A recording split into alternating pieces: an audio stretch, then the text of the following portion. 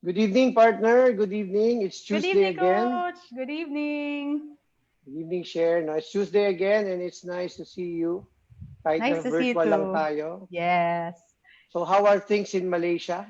With 24 days before Christmas, my gosh. We're still figuring out the new normal or the better normal of how to celebrate Christmas. Oh, lalo na dito, no? But I think in Divisoria, the Oh, party is on, no? Tuloy yes. pa rin ang Tuloy Pero ang I bigay. saw it in the news no na ano siya, no? May at least meron na siyang one-way papasok and then one-way palabas. So I think they're trying to control and I think it closes down earlier. So alam mo naman Pasko rito sa Pilipinas, hindi natin mapipigilan 'yan, no? Totoo. Yeah, they do feel bad for me kasi parang they know dito sa KL, pag Pilipino, ang Pasko nag-uumpisa ng September. Totoo 'yun. Mm-mm. I'm so excited about the episode tonight, no? Yes. Actually, later, pag nasabi mo pa lang, pag sasabihin ko pa lang yung brands, medyo maglalaway na ako eh. So, dun pa lang. Lalo ka, excited na malayo ako. ka eh. So, buti Oo. ako pwede kong mag-grab, pwede kong mag-dine in, no? Pwede Correct. kong mag-carry out. So, Isa lang yung nasa brands niya na meron ako matitikman dito eh. anyways, para magsimula na tayo, para sobrang excited tayo sa guest natin for tonight. Let's do a recap of last episode. Yes, Ang yeah. saya rin ng last episode natin, di ba? Oo, nakakatuwa ang pagbabalik ng ating Resto Coach na si Zark. Yes, ang ating episode 13 na Journey to a Better Normal, yung how Restos can adapt, evolve, and grow again. So the first point was to listen to the market, to tweak the strategies and adapt accordingly. And Zark recounted everything, especially sa paglabas ng kanyang mga bagong brands. Oh, believe ka, no? As I've told you, no? Of course, partner natin siya rito sa The Resto Coach, but ako mismo, pag the few times that we've spoken, sobrang busy yan, no? He's in La Union sometimes, he's opening new concepts, and sobrang believe ka dun sa optimism niya, no? And it's inspiring to note that he has been opening brands and he's been, doing a lot of research and development, doing a lot of collaborations, no? And sobrang busy and nakaka-touch yung sinabi niya, no? He cannot stop because we have the obligation as essential services to try to provide employment and to, of course, help the economy recover. So parang pag kinakausap mo siya, no, although mas matanda ako sa kanya, parang no, full of wisdom. No? Nakakatuwa eh, full of wisdom. Yeah, and then yung second point niya, yung magandang seg that you mentioned, yung he was guided by his goal to drive, not just to survive, but to thrive as a moral responsibility. Nakita natin on how low-key he was, but sobrang keen yung understanding niya na parang, I have to do this. Kahit na delay, he still pushed through. Oo, nagtatawagan kasi kami niyan, no? Siguro almost every week nung early days ng pandemic and then medyo nag-taper down, mga once every 2 weeks and talagang makikita mo yung determination. As I always say, and I think in one of our previous episodes we mentioned, no, you have to be prepared. Prepared ka para maging positive. Hindi ka pwedeng tumalon dun sa positive ka agad, optimistic ka agad. May preparation yun, and I think it's his alignment, no. I would dare say that it's not even goals, no. It's purpose. Malalim yung purpose ng tao eh. So merong drive talaga, may determination and resolve to accomplish those objectives. So yun yung bumubuhay ka nga, yun yung ginigising niya sa umaga, no? Yung kanyang reason for waking up in the morning and yung pati yung innovation niya, nadadala ng determination niya to yung kanyang moral obligation na binabanggit and yung deeper purpose, no, sa kanyang mga ginagawa. Yes. At saka ang ganda rin nung, I think, ikaw magkakaroon ng testament dito, yung the maturity he has adapted to. Kasi he mentioned na yung experience, that he gained the wisdom of experience where the pandemic challenged us to really focus and optimize. Well, knowing him personally, talagang gutom yung tao sa gutom yung tao sa sa knowledge. So, gutom siya sa knowledge, open-minded siya, he's really humble, very humble na nagtatanggap siya ng mentoring, ng coaching kahit sa mga tao na hindi kasing successful niya, no? And doon mo makikita yung yung leadership aspect kaya nag-mature siya, no? As a person, no, he might be, pag makita mo siya, he's not a typical businessman, but yung sa loob ng puso niya at saka yung nasa loob ng utak niya, yun yung mabigat, no? And ang maganda ron, ang magandang balita sa lahat, no, is willing to share. Hindi niya pinagdaramot yung yung sabi nga niya when he started, didn't have the experience and he didn't have the mentors na gusto niya ngayon i-share sa mga tao yung mentoring and yung from his experience, yung wisdom from his experience in the past 11 years na nagpapatakbo siya ng Zarks and now he's opening new concepts. So, pagandang episode kaya meron tayong part 2, di ba? Yung Journey to a Better Normal part 2. Yes. Sige, ikaw na mag-introduce kasi medyo ninenervous ako, kinakabahan ako dahil isa sa mga iniidolo ko to sa industriya. Eh, no? Ako rin naman, ninenervous nung nakita ko. Baka mag-buckle ako pag ako nag-introduce. Ako rin, nung nakita ko yung accomplishments, ako parang, ay, ninervous din ako. Pero I will try my best. So, because we've been speaking about wisdom and experience and coaches. This is one really good Resto Coach to have. Just to name a few homegrown brands na I'm very happy and I really miss in the Philippines. Manam, 8 Cuts, Uma, Mo Cookies, Bank Bar, Mecha Uma, and the newly launched Papa Pansitan and Moments Ownership of the Philippine franchise. Ito yung natitikman ko dito. Yung ating Din Tai Fung. She was named Restaurateur of the Year of Esquire in 2012, one of Go Negocio's top Filipino entrepreneurs in 2016, one of Tatler's 50 Young Game Changers shaping the Philippines' future in 2017. And bukod pa doon sa lahat ng mga ginagawa niya, hindi ko alam kung paano niya nagagawa. Outside of Moments Group, she sits on the board of both WWF Philippines Next Generation Council, where she's responsible for promoting the advocacy of sustainable restaurant practices, the Vice President of Resto PH, the industry's newly formed association whose membership of F&B businesses represents now over 1,000 restaurants and over 18,000 employees nationwide. We are very, very proud to have Miss Abba Napa with us as our guest.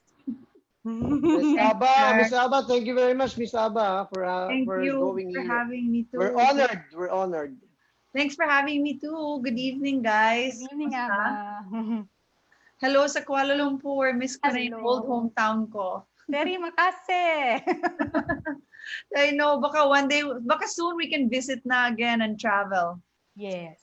Huwag lang kayo magkakasalisi kasi as soon as we can travel, uuwi naman yan si Shirley. Maganda na lang kami. Ako na muna dyan, siya na muna dito sa restaurant namin, di ba? Isa-isahin ko muna yung mga restaurants mo ulit. Di ba? Sige, marami tayong questions for Miss Abba. No? Pipigay natin to ngayong gabi kasi alam natin busy siya. Right. So, susulitin natin. Wala na akong utak. Game na. Ayan. Excited na ako agad yung great thing starts from small beginning story. Yung origin story. How did the Moment Group start and what was the vision behind it? Alam mo, we started, pinaka-corny na reason talaga because we really started for fun lang talaga. Kasi tatlo kaming business partner and two of us are business partners na for 10 years na nasa retail kami. And na-realize, pero we love food talaga. And then one day, yung isang lesser namin sa mall, nag-offer ng space para sa amin and then told us, pwede mo going retail shop, fashion shop, or pwede nyo going restaurant. Pwede siya for either. Kasi alam nila that we love restaurants. And na-realize namin, every year, nagpapa-research kami to check yung consumer behavior, anong pinag-isipan ng Filipino consumer, at nalaman namin na mga 2011 to 10-11 na nag-shift slowly yung share of wallet from buying products to spending their expendable income on food. And parang going out and having experiences together. And so we decided for fun, we will turn the space into a restaurant, which is honestly pinaka wrong reason for getting into F&B. Alam niyo naman yan, F&B is so hard na hindi lang pwede for fun. Talagang dapat serious, no? Pero buti na lang, we have a third partner na talagang taga-restaurant, hotel and restaurant siya from day one. And naging partners kaming tatlo. So that's really how it started. One space lang. And we fell in love with it. I mean, you have to really, I think, love hospitality. And then we realized we really all loved it. And then nag-snowball lang siya from there, one restaurant after the other. That was 2011. Yun pala yung the moment na 2012. sinasabi. 2012. Oh. Yes, the 2011 yung moment. research. Yeah. 2011 yung research and then in 2012 yung opportunity of a Yeah. space that Yeah. you converted into a restaurant. Yeah. So ano yung unang restaurant? What was the Wala first na. one? Which is a good example na you should be okay na kung minsan you create something na works for a period of time and then after a time you realize na maybe you need to create something else. So dapat, I think that's one big learning na it's okay also to let go of something, and create something new that's relevant. So the first restaurant was a barbecue restaurant in BGC called Q Barbecue. Yeah, And I after know. maybe 4 years, maybe we closed it and we converted it into our Japanese restaurant, Uma, which is still there today. Yeah, I eat regularly at Uma. Madalas Yeah, ako thank dyan. you. Sa labas. Paborito kong mesa yung sa labas para nakikita ko doon. Yung sa may glass, doon ako parati. Sige, share. Ano pa yung next question? Oo. Yeah, of course. I think, actually, yung first question, na-hit na niya yung the moment that you've identified to start off. But you did say na you started it as because there's a space and you wanted to explore. What made you say na, okay, parang mahirap to, damihan pa natin? Well, I think two things yon. Isa internal, isa external. So, yung external is, alam mo, the years of 2012, that years, I'm sure you know, Sharon Rommel, parang a rising tide lifts all ships. Talagang pataas yung F&B, di ba? That's when a lot of, when it became super lively and exciting to be an F&B. A lot of new people were coming, opening restaurants, but more importantly, yung Pinoy, willing mag-spend para mag-experiment. So it was like a rising tide lifts all ships. Madali mag-come out with brands and concepts and menus because people were willing to experience it and experiment. So yun yung una, I think. And even until today, I think the Filipino diner is still really realizes, who likes to spend their time and their money on enjoying food with their friends and family. So I think that's one thing. Tapos yung internal na parang I guess yung moment nga is na nung na-realize namin, okay pala kami pang mag-business partner kaming tatlo is nung unang week na nagbukas kami ng queue, nakaupo kami sa isang table, kaming tatlo lang, at kumakain, yung socially, kami lang, kumakain kami, magbabayad kami sa sarili naming restaurant, parang Saturday night. Tapos nakita namin na yung host nahihirapan kasi fortunately kasi bago yung BGC nun, may linya sa labas para kumain sa restaurant namin. So, ang awakening doon is kaming tatlo, without even talking to each other, parang tumayo lang kami with our plates na hindi pa ubos. Tumayo at sinabi sa waiter na i-clear na yung table para mabigay sa next in line. Tapos tumayo lang kami sa side ng kitchen at dyan namin inubos yung pagkain namin. At dyan that's when I realized na I think that I have the right business partners, no? Kasi being in the restaurant business is not just about yung maganda siya, exciting, pero talagang it's hard work. It's really about hospitality and service and making people happy. And I realized that my business partners, they also had the same point of view on what F&B is about, which is making people happy. And we're willing to sacrifice so that our guests can be happy and it's not about us. And I think that is the real reason why 6 months later, we opened another 2 restaurants. So parang since 8 years, every 56 days, we open a new restaurant for the past 8 years. Kaya medyo pagod na rin ako. But if I may add to the kwento, no, yung mga kwentuhan, and medyo kuya na ako dito sa industriya. I've been in the industry for 30 years. Totoo yun, no? Totoo yun. If you don't have the heart for the industry, meaning, kung hindi mo kayang i-give up, wala sa yung instinct na i-give up ko yung mesa, may guest. No? Ano yun kailangan lumabas sa yun as a restaurateur, no? Number 2, yung instinct mo na pag dumadami yung tao, hindi rin dapat nakikita ng empleyado mo na you're still sitting down and enjoying. Yeah. So ano yun, tama, no? I can validate that point and I totally agree with that. And I think finding the right partner, isa sa mga kino-coach namin dito yun, no? Creating a signature dish, finding the right business model, finding the right partner, no? Tama yun, no? Yung aligned yung values nyo as partners, that, customers first. No? And you both have internal and external customers. Di ba? Yes. Yun yung maganda ron sa moment na sinabi mo na yun. I totally agree, no? You would know somebody if they're meant for the industry, pagka meron nung ganong instinct. May ganong Super instinct na important. hindi niya may titiis na yung customer nakatayo.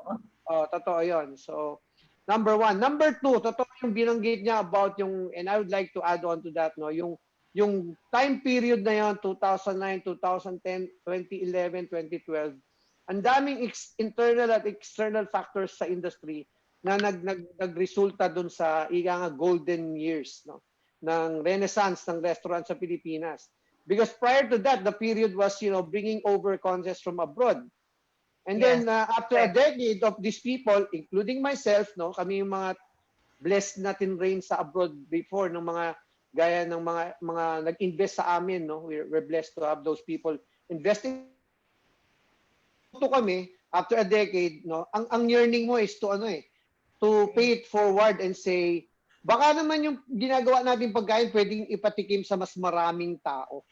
Diba? Sa mas maraming Filipino. And nabuhay, ang daming nag-culinary, nabuhay yung interest sa, of course, with social media, no, yung interest na dati you have to literally go abroad to experience those food. Ngayon, dinadala na ng mga Pinoy, no, pinapatikim sa kapwa natin Filipino. And I think those were the factors that led to that that explosion, ika nga.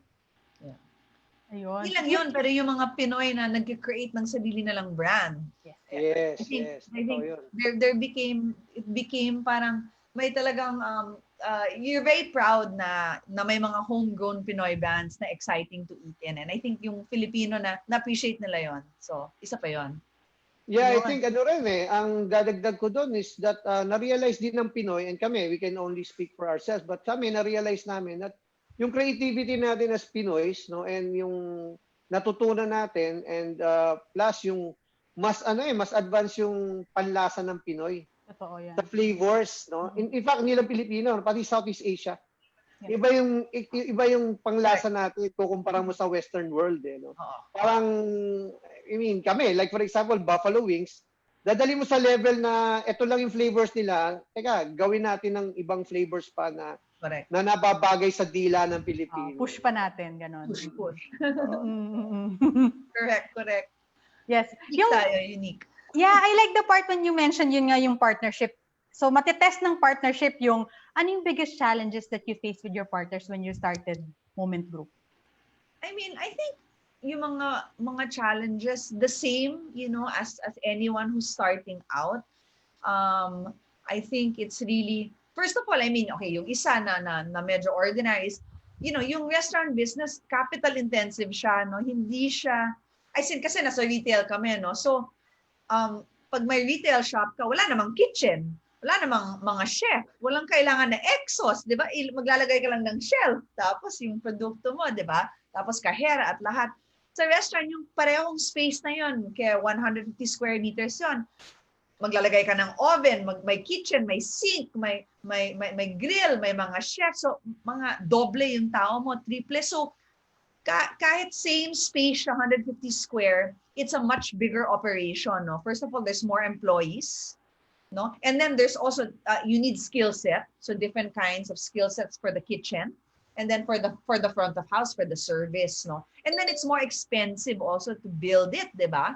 So I think you have to be prepared for that, no? You have to be able to be good at knowing, okay, ito yung gagastusin ko, ito yung mga tao na ima-manage ko, ito yung mga skill nila na kahit wala ako, even if I don't have yung skill na yun, kailangan ko matuto paano i-manage sila. So parang ang daming muscle na kailangan i-learn kaagad para maging restaurateur or maging chef restaurateur. So, mas madaming gina-juggle. So, I think that's the important thing na when you're starting out, you really talk to a lot of people to understand ano yung mga iba-ibang kailangan gawin para mag-run ng restaurant because hindi lang siyang isang diretsong simpleng path. No? So, importante yon. And you have to be very willing to learn all the aspects. Kaya hindi ka chef, kailangan mo alamin yung kitchen, di ba? Otherwise, yan yung heart ng restaurant mo. So I think, yan yung mga unang-unang mga important na mga challenges na kailangan gampanan, I think. Yeah. Yeah, totoo. Yung due diligence to understand the details and what it takes, no? The devil is in the details sa Totoo F&B. yun, sa Totoo restaurant. yun, So, talaga, di ba? Yung mga maliliit na So- bagay, yung pinakamalaki. So it's a combination of having that, no, not just money. Because we always say here in the show, no, when you siguro sama na rin natin as a tip for tonight, no, na pag naghahanap ka ng partners, hindi talaga lang yung financial capability yung dapat dala-dala. No, they Yes. should bring something to the table that's of value. No, like kailangan nagko-complement yung niya, yung skill set and competencies and yung even yung network, no, dapat nagko-complement. Hindi pwedeng redundant. Correct. I think more than money, it's really, for lack of a better word, like pawis, di ba? Talagang willing ka. Sinasabi nga nila na para siyang vocation, F&B, restaurant, 24/7 siya sa buhay mo. Walang 9 to 5 na F&B. So, parang yun. kung hindi mo siya love, wag na lang. Kasi, baka 10 o'clock ng gabi, all of a sudden, may problema, kailangan mong ayusin, di ba? At kung maiinis ka lang, edi wag na, di ba? Sabi nga ng daddy ko, sigurado ko ba, there are far easier ways to make a living than being in food, no? So, kailangan love mo talaga siya. Pero as you might have, I'm sure you found out already, mataas yung fulfillment. Di ba? Mataas naman yung fulfillment, di ba? Super. Pero I think depende din yun sa tao, no? So, for us kasi, medyo corny nga to, pero sinasabi ko, kuminsan, lalo na pag nagsisimula, yung ROI mo lang is yung happy yung guest mo. Baka nga, hindi ka nga nag-break even ng araw na yun kasi hindi sobra pa yung guest mo, hindi ka pa kilala. So, kung hindi ka happy na sobrang happy yung 4 na guest mo, kung 4 lang yung guest mo sa gabi na yun, Diyos ko, hindi ka magiging masaya na tao. So, kailangan happy. Parang yung fulfillment mo is napapasaya mo yung tao kahit isang oras lang, kahit over the course lang of lunch or dinner. Kailangan kasama yon kasi it will take a while until you start to really make a profit, especially when you're starting out. So you have to be happy with making people happy. Totoo. Agree. Yeah.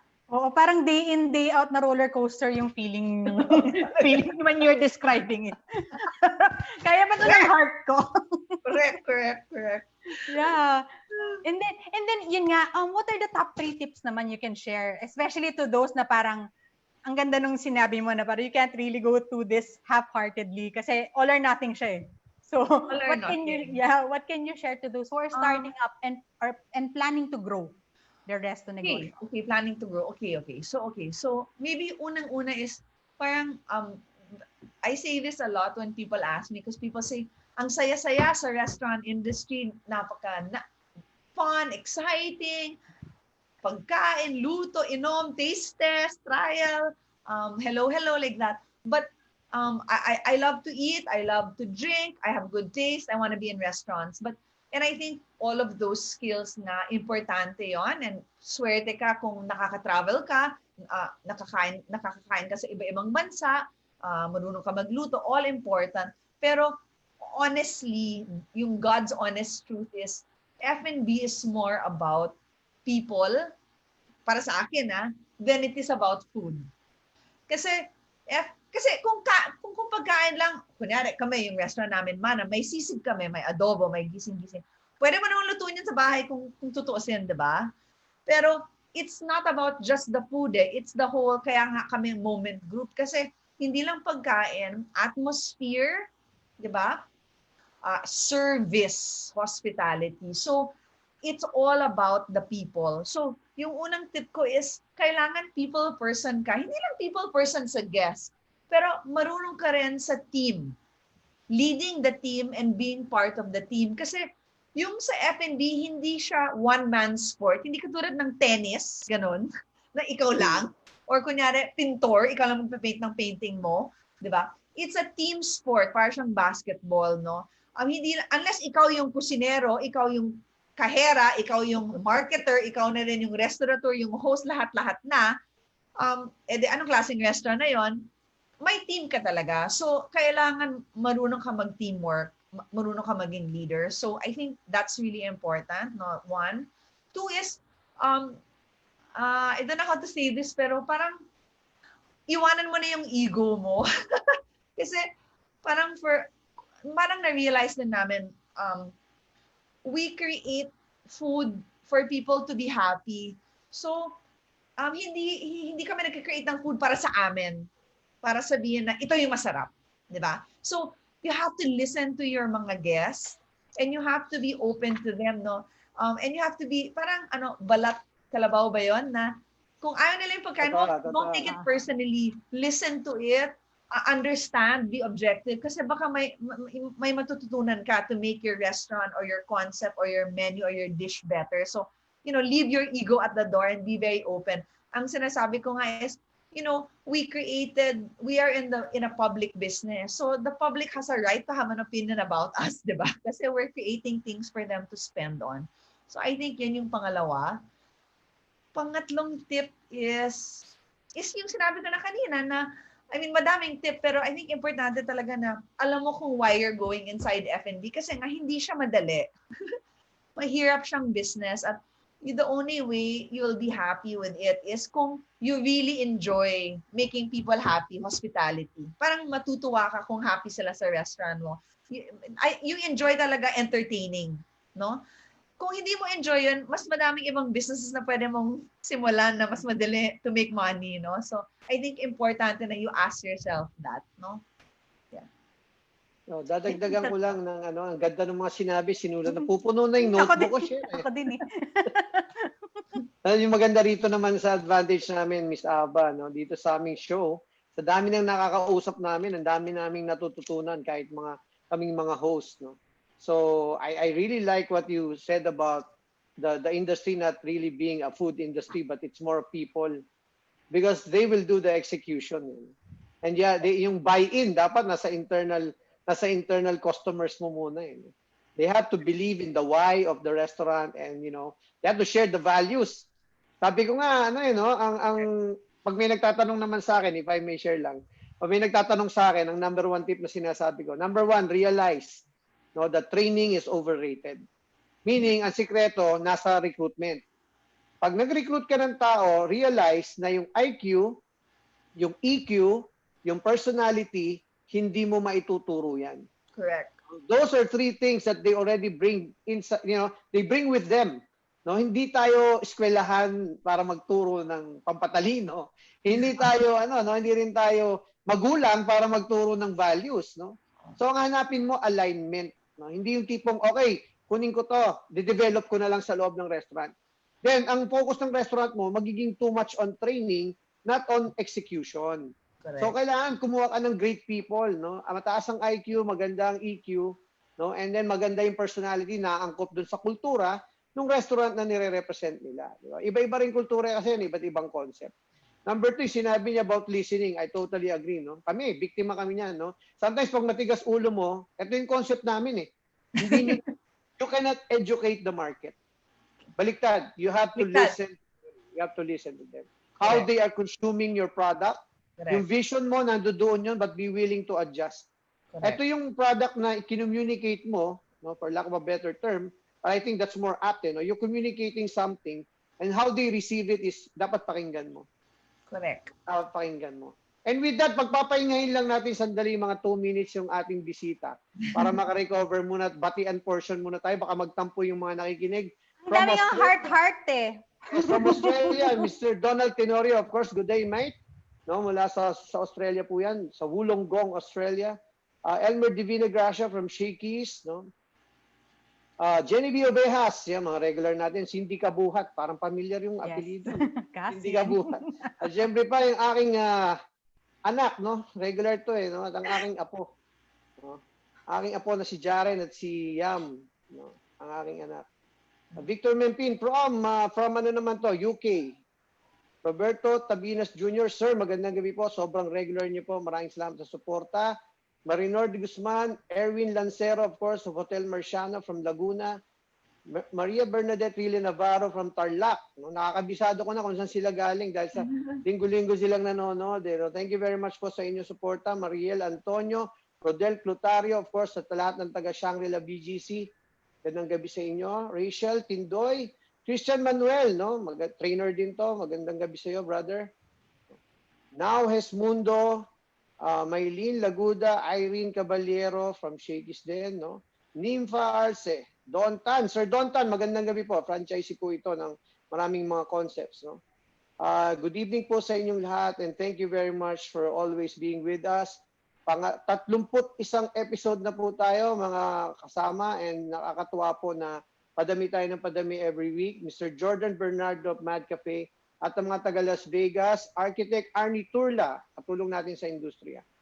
So yan po ang ating mga regulars every week. Thank you very much po and enjoy the rest of the episode with Miss Abba Napa. Sige, share tuloy tayo. Yeah, magandang break kasi sa part 2 natin, yung what we're experiencing right now, yung pandemic period, I think a lot of our listeners would like to learn from what you went through in terms of what are the biggest challenges being faced by your company due to the pandemic. Ang $1,000,000 question. Well, I mean, you know, restaurants kami, di ba? Tayong lahat, restaurant industry tayo. Hindi tayo only food industry, di ba? Restaurants tayo. Ang ibig sabihin ng restaurant is magko-congregate ka around a table inside the dining room at mag-share ka ng dining experience. Hindi ka lang kakain sa kalye o sa social kwarto mo, di ba? Social ka. And I think the biggest challenge, obviously, of the pandemic is that in order to keep people safe, kailangan mag-shelter in place muna, hindi pwedeng lumabas. So, hindi allowed yung dine-in for maybe 6 months of the year sa Philippines. And I think sa Philippines, tayong may pinaka-mahabang lockdown sa buong mundo.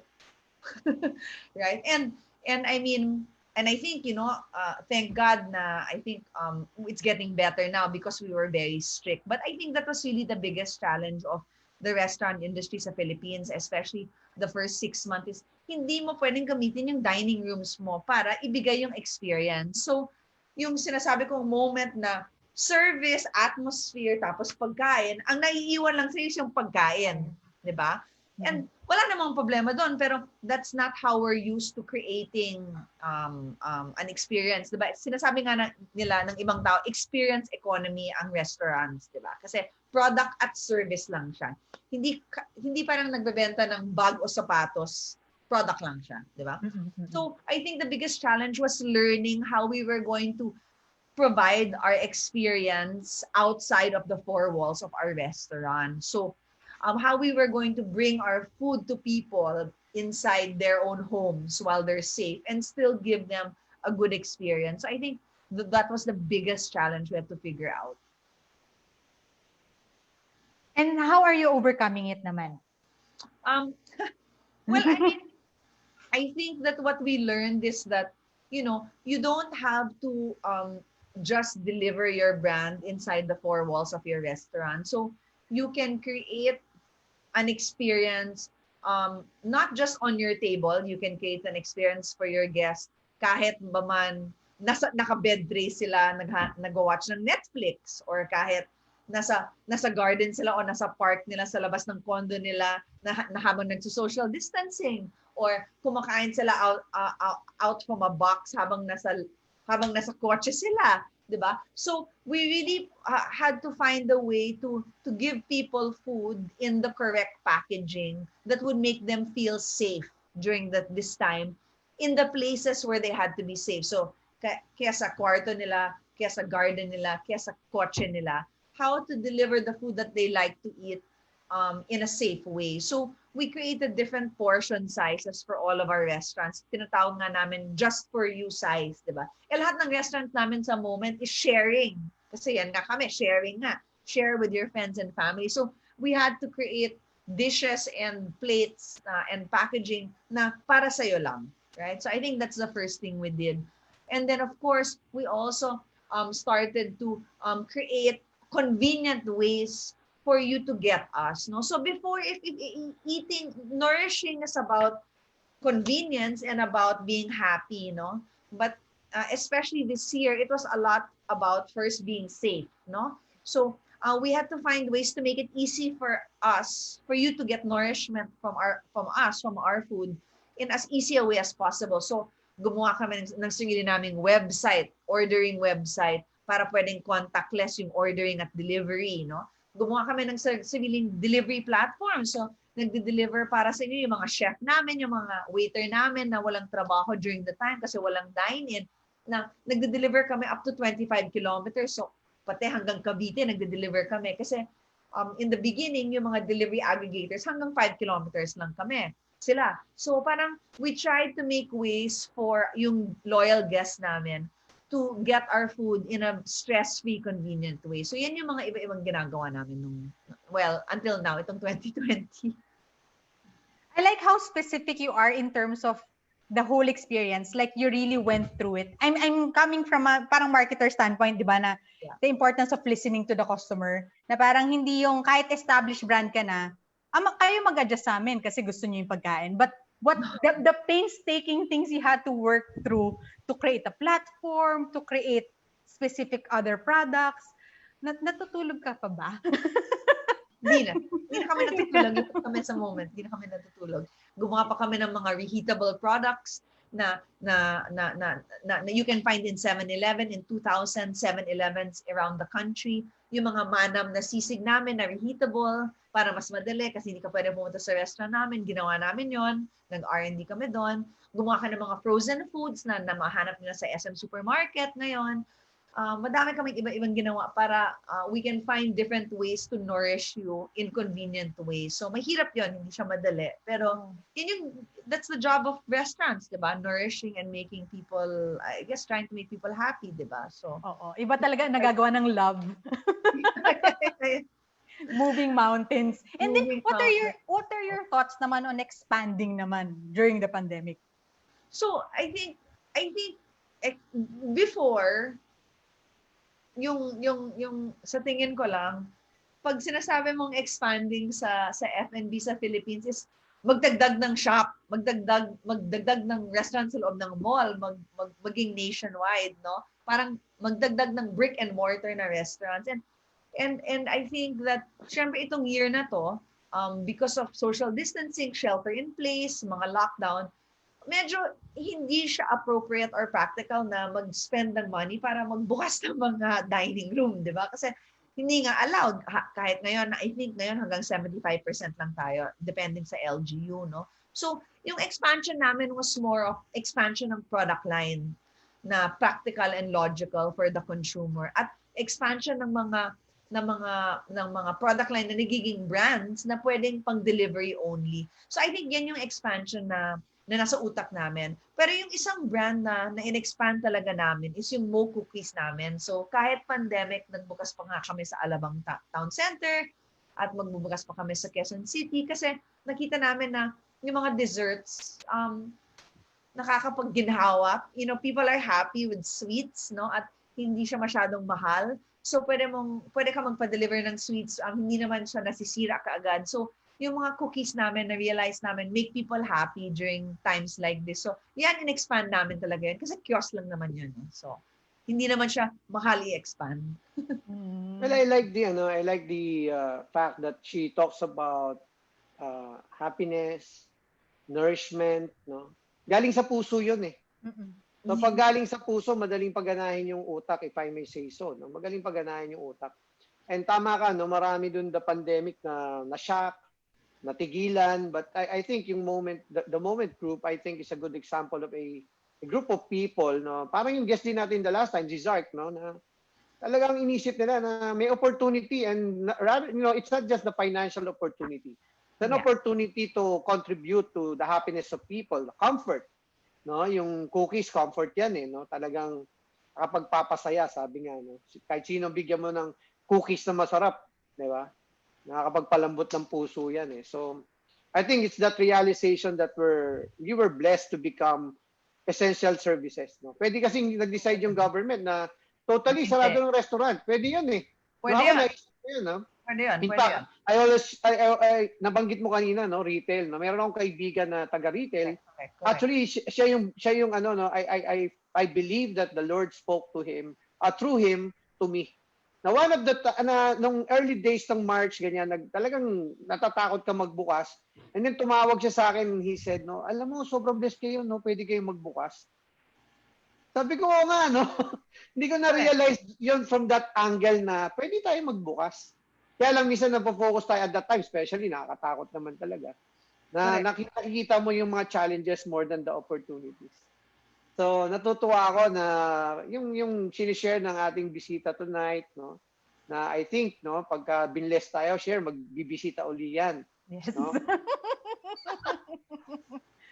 Hindi, tsaka gusto ko yung malay mo. yung sa lahat ng questions, it's all about maraming paraan. Pag gusto, maraming paraan. Totoo yan. Yeah. Di lang madali yung paraan, pero may paraan. Oo, ginawan talaga ng paraan.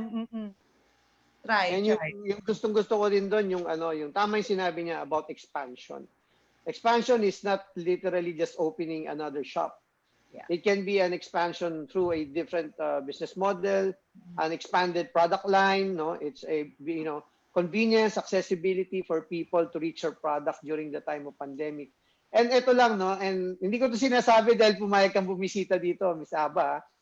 Alam mo, yung ginagawa kasi nila, hindi mo rin magagawa yan kung hindi mo na-establish yung brand mo prior to the pandemic. Because if there's one thing that we realized during the pandemic, nung simula, naging adventurous yung tao, pero eventually, people would only take yung risk sa mga brands na kilala nila at pinagkakatiwalaan nila. Correct. Nagkaroon ng mas mataas na value yung brand name ulit. Lalo sa dami ng nagnenegosyo na hindi mo alam kung saan niluluto or ano yung proseso. But of course, people, hard-earned money yan and tinatago na yung pera, di ba? Yung cash nila na natitira. And even now, during the holidays, you will see a lot of, binanggit din niya ng Tangere, di ba, Share, nung nag-guest sila dito and they mentioned the results of the survey that people would really gravitate towards the brands that they trust. The trust. And yun, I think, yun nangyari, no? Humble lang tong bisita natin, pero yun yung nangyari. When you see it in the grocery, kung di mo naman kilala yung brand, ba't mo bibilin? Totoo. Diba? So, nag-pay off yung love that she gave back, and then they're giving it back at this point. Sana. And then, I really like the examples that you've shared. Ano naman yung biggest trends that emerged during the pandemic? And ano yung magsistick? Trends, Trends, yes. Well, I think isa na yun yung sinabi ni Romel na, hindi lang sa trust sa brands, pero I think yung level ng standards ng tao tumaas, in my opinion, no? Because many things, no? May oras ka, so magluluto ka sa bahay, di ba? Madali pala gumawa nito. Mahirap pala gumawa nito. Diba? So you learn a lot of new skills, and I think one of the biggest skills that people learned during the pandemic while staying at home was learning how to cook and learning how to bake. Lahat ng kaibigan ko na mag-bake ng bread, no? So noon, they never went in the kitchen, and I think what that does is that it makes people raise their standards for what they're willing to spend on in the restaurant space, in the F&B space. So it's really important na you're doing something of quality, di ba? Hindi lang yung pa-banjing for fun. Maganda lang yung brand name, maganda lang yung logo, maganda lang yung design. Pero talagang you're giving a quality product. So I think that's really important. And I think that it's going to make people raise their standards in the industry. And then that's going to be good for yung Filipino diner. Kasi tataas yung quality ng lahat ng pagkain sa lahat ng restaurant. Others, hindi ka magsasurvive, di ba? So I think that's a good thing in general, no? Na magiging ganyan siya, no? And you will push the boundaries also on creativity because syempre there are some things that are easy naman to make at home, 'di ba? So and na-discover mo na 'yon, 'di ba? So syempre you want to go out and dine and spend more, not just for the experience but to try food na mahirap gawin sa bahay, 'di ba? So I think that's another thing that will be a trend. But I also think that hindi mawawala yung hilig ng, hindi lang sa yung Pinoy, but lahat ng tao sa buong mundo na mag-socialize, no? Na mag-converge around a table and enjoy food with people that they want to be with. And I think, one day this pandemic will be behind us and lalabas ulit yung tao para mag-enjoy ng socializing around the dinner table at magta-travel ulit sila para kumain ng pagkain sa ibang bansa. And I think hindi yan mawawala sa parang humanity ng tao. So I can't wait for that day to come back. I think yan yung trend na babalik.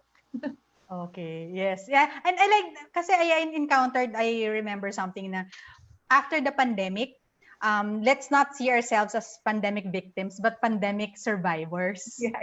Survivors who are more than happy to socialize back, take back the number of days that they've lost. But safely, but yeah. Safely, yes. Especially after the vaccine. Yeah, after the vaccine, yeah.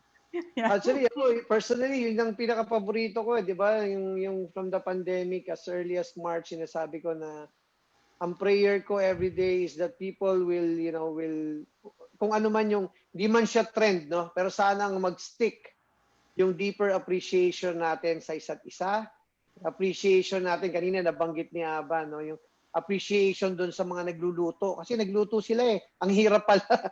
Appreciation for quality, no? And I think the Philippines, matagal ko nang pinapaglaban, kaya nga pinanganak din natin tong the Resto Coach, no? Yung appreciation ng quality at yung commitment to excellence, no? Na sana pahalagahan na natin.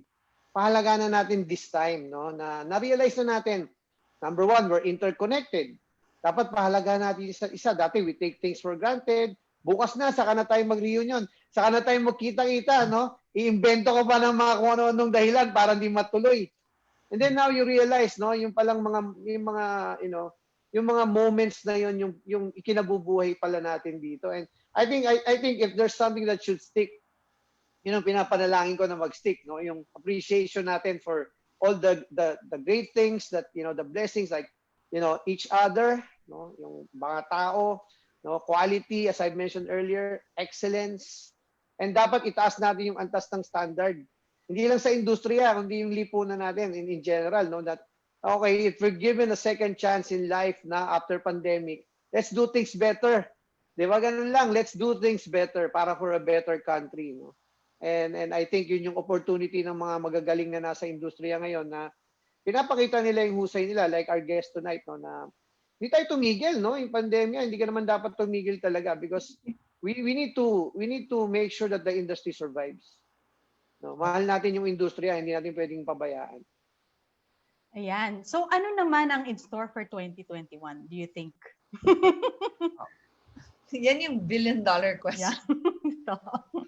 Wow, I mean, sa totoo lang, I don't know, di ba? Because ito yung unang, I guess, crisis ng F&B industry na external talaga, di ba? Hindi naman nasa control natin at hindi lang siya, hindi lang siya nakaka-apekto sa F&B industry, pero really all industries around the world. So, I think that we will have to be very nimble in 2021. We should obviously have plans, but we should be capable of changing those plans and being very quick to take action. I think it will get better in 2021, but we always have to have a backup plan in case hindi pa nabibigay yung vaccine sa country natin or in case na magka-resurgence ulit. I'm not trying to be depressing or to be negative, right? But I think it's very important that we have different plans. Hindi lang pwedeng hope lang na hope. Kailangan may mga backup plan tayo. We have to be prepared, no, for the worst so that we're able to survive. But syempre we want to hope na magiging better siya in 2021, diba? But I think that in 2021 we'll start to see people coming out again to enjoy socializing even in a safe way because hindi mo you cannot take that away from people, diba? Even now nga, if you go out on the weekend, you'll see more people going out because syempre nami-miss na talaga ng mga tao ang socializing. So I think we'll see that in 2021. But as an industry, we need to be safe. We shouldn't become lax kasi ayaw natin na mag-rise ulit yung cases dahil sa atin. So we have to be very safe and really follow all the precautions, no? Responsibility and accountability, di ba? Yeah, there's collective social and individual.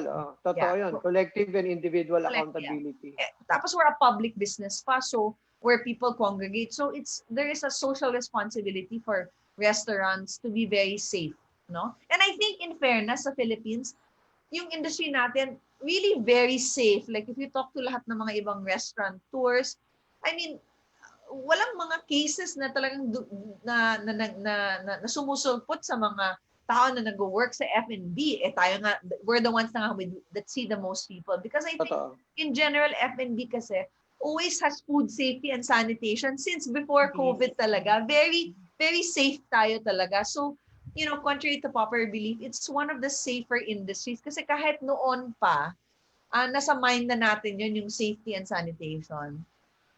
Agree. Hindi na mahirap mag-adjust because meron ng starting Discipline. point, no? Meron ng sa DNA may discipline na eh. Correct. Yes. Ito naman, ito yung ang follow-up dun sa million-dollar question, yung advice you can share to fellow resto negosyantes on how we can adapt, evolve, and grow again. Maybe I'll just go back sa sinabi ko kanina na sinabi din ni Romel, which is, listen. I think that sinabi ko to before sa isang talk din na ang buzzword ngayon ng 2020 parang yung word na pivot, 'di ba? Parang sinasabi nila palagi, wow, galing niyo mag-pivot, 'di ba? Galing niyo mag-pivot ng I don't know, ng business model kahit naging delivery na kayo or whatever, nagdagdag kayo ng produkto. Pero really sa tingin namin sa loob ng Moment, when we started Moment, wala naman kami masyadong pera, wala na para mag-build, wala na para mag-marketing, para lahat. Ang nasa amin lang nun is yung binibuild lang naming brands is para sa sarili namin, yung Gen X at yung millennial na tao. At yan yung nasa arsenal namin na war chest. Alam namin kung ano yung relevant para sa generation namin. So we tried to create products and brands and restaurants that appeal to our consumer, our audience. And what we realized is tumatanda din kami, di ba? So we realized na as we grow, nag-evolve din yung mga desires natin, yung taste buds natin, yung mga gusto natin sa buhay, kung anong gusto natin gawin sa loob ng restaurant, and how much we want to spend. So we change, our brands are always evolving with our market or our audience, and our buzzword inside Moment is always be relevant. So my tip really to anyone who's opening, who wants to create, to be an F&B and to have restaurants is, when you create a brand, COVID ka hindi. You can't create a brand and then tapos na, right? The brand, like its audience, like its diner, like its customer, yung customer, di ba yung human being, nag-evolve siya habang tumatanda. Iba yung gusto niya. So yung brand mo din at yung relationship ng brand mo sa consumer mo, kailangan mag-evolve din at maging relevant sa audience mo. And I think, lalong-lalo na in 2020, nag-evolve ng husto ang Filipino diner, yung mga needs nila, yung mga safety requirements nila, yung mga pag-iisip nila. So it's very important to listen and understand what's important to them today because it's different from what was important to them in January. Now, next year, babalik ba yun sa essentials nila sa January? Baka. So kailangan palaging nakikinig ka sa kanila, so that you can make sure that your product and your brand is always relevant to your audience. So yan lang yung number one tip ko palagi, whether there's a pandemic or no pandemic, is to keep your brand relevant and alive. Galing. Punong-puno na yung notebook ko, share, no? Ako din eh. Yan lang po. Isa ba yun lang po eh. Meron ka ba raw bang tanong, share? Wala na. Okay Mula na. dyan sa Kuala Lumpur. So, oo, umaapaw nga yung notebook ko nga eh. Bago pa maubos ang ating notebook, siguro bigyan natin yung opportunity, yung ating guest, special guest. No? For me, she's really a special guest. I've really wanted to invite her matagal na, no? And bumibuelo lang ako. Dahil baka mapagalitan ako ng presidente ng Resto PH at saka ni Eli na inaabala ko pa tong abalang-abala na tao na to. But we're really happy for you to be here tonight. Na maraming salamat, and please feel free to address our viewers, no? And a lot of them will be watching on replay also. Please tell them kung ano yung gusto mong mensahe para sa ating kababayan, lalo na yung mga taga-industry natin. Mga industriya natin. Billion-dollar question. Sige na, please. I know you have a lot to say, and wala naman masyado. Well, I mean, just to everybody that's watching who patronizes Resto Coach, salamat na i-patronize Romel and Cheryl. I think they're really doing a good job here about really, propping up our industry. So if you are part of our industry, nagpapasalamat kami sa inyo because we know how hard it's been talaga in 2020 for everyone in F&B.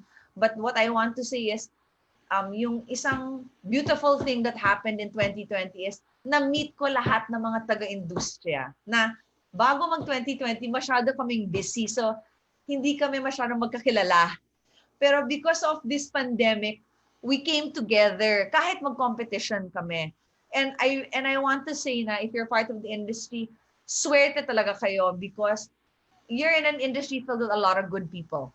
Kasi most people in F&B, talagang hilig nila magpasaya ng tao. So, I think you're in a good circle of people. So, I hope that you're proud to be part of this industry. You continue to stay in the industry. Alam ko, mahirap ngayon, and especially kakastart nilang ng restaurant ngayon, or kakastart nilang sa F&B itong taon, parang, Diyos ko, wag na lang, di ba? Pero if you stick it out, I think ma-realize nyo na it's very fulfilling talaga, as Romel and Cheryl said.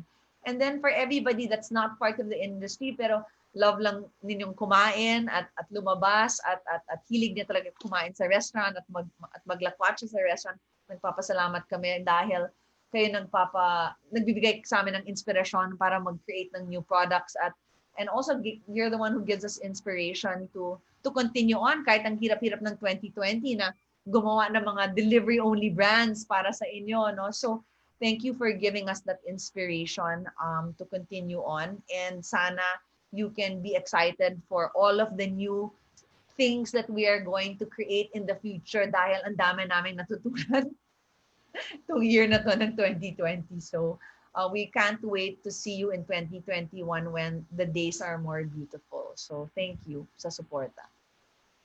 Oh, sige, share. And I'm sure meron kang, usually kasi we do our top 3 takeaways. Baka ngayon, top 300 takeaways ka ba? Kaya nga sinusubukan ko nga ipasok sa top 3. So ako parang, oh my God, paano to? So, but the golden nugget coming from not from the industry, yung sa part ng F&B is more about people than it's about food. That's one thing na nagkaroon ako ng appreciation for, especially parang ano na nga siya, entertainment industry na siya Talaga. Yeah. And then the nugget that gusto ko rin na highlight a while ago, yung something as basic as the smile of of somebody who asks for my order. Hindi ko na siya makita ngayon, gusto ko siyang makita. Yeah. So, yan. Di ba? Yung parang may masikaw, parang, paano ko papakita na nakangiti ako sa mata ko? So, di ba? Mag-interject lang ako doon. Nagta-training pa rin kami sa moment, no? So, yung training namin sa moment is, kahit nakamask ka, kailangan ka pa rin mag-makeup at kailangan ka pa rin ngumiti. Kasi nakikita naman yun sa mata mo eh. At nafe-feel pa rin yun ng tao. So actually, meron kaming class na pang theater na kailangan mas mabongga ka pa kasi naka-hide ng mask at shield yung ligaya mo. So, I mean, talagang it's much harder work, I think, for our industry to give good service now because there's so many restraints. Pero, yes. And I'd like to highlight kasi coming from either Malaysia, I've lived in Hong Kong as well. Pag yung somebody from the industry, alam kong Pinoy, init sa kanya yung ngiti. Hindi siya kailangan ituro. Oo. So, masarap na kumain pag nakita libre ang ngiti, di ba? Libre. Hindi kailangan i-train. Ng Pinoy. Walang training doon. So, parang hindi applicable sa mata ko yung, makikita mo ba sa mata ko? Ang liit na nung mata ko. Pag ngumiti ako, no? Pag may picture, ito seryoso ito pag pinipicturean, no? Mamili ka lang, ngingiti ako o didilat ko yung mata ko. Kasi pag ngumiti ako, nakawala yung mata ko. Eh. So ngayon, halata na yan. Ayun. Tapos the second point is F&B is a team sport and you have to know how to lead.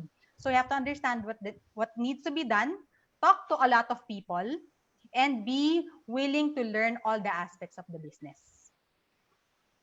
Yes. Okay. And then the last one is keep your brand always relevant. Be okay to let go of something that's not working. Create something new after painstakingly listening to people's needs to nourish them and make them happy. Wow, Sherry, you're really listening. You're a good listener. Yes. So, mukhang napasaya naman natin si Miss Abba. No? Sabi ko sa iyo, Miss Abba, hindi naman to seryosong palabas, pero I hope na nakapagbibigay tayo ng kasiyahan. So yung ating Resto Coach for the week. Yan, yung inaabang Resto Coach for the week as we end the show. That's nice. As thankful and grateful as always, no?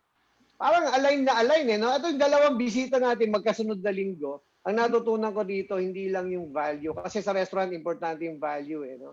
Sulit ba? Di ba? Sabi nga, sulit ba? Pero ang natutunan ko sa kanila is for the past 2 weeks, no? Si Zark and now si Miss Abba.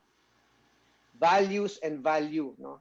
Ibig sabihin, hindi mahalaga rin yung values mo. Kasi nagma-manifest talaga lalo sa panahon ng crisis, no?